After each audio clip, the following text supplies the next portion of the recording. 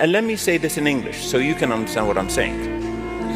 I have translation. No, I know you have translation, but I just want to make sure you get it right.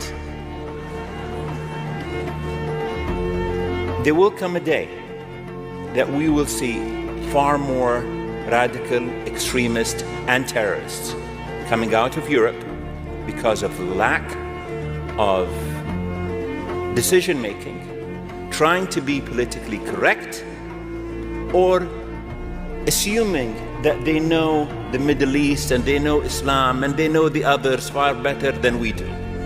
And I'm sorry, but that's pure ignorance. I think you have more extremists in UK than you have in the Middle East. Really? At this stage, absolutely. The things that some of the Islamists say in various mosques, and we have been seeing that online, the terminology they use, the analysis they make, the statements they actually make, they would not be able to say it all the way in Afghanistan, for example, or in Iraq. So how has this been allowed to flourish in the UK? What's your analysis of that? In the name of democracy. So the Muslim Brotherhood, who are the Islamists, who are the main ones, are ruling and controlling in various press when it comes to the Muslim society and community in the UK.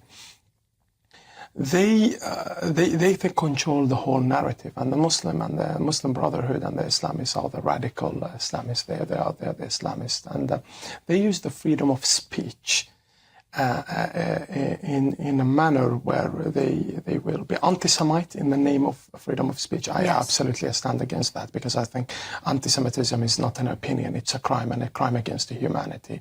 And once you allow that, on the 7th of October, for example, when it happened, the genocide against the Israelis, what I saw and what we witnessed is the fact that some Islamists all the way from here in Small Heath, in Al Amrak, in Birmingham, and other areas, we saw their voices. It was pro-Hamas.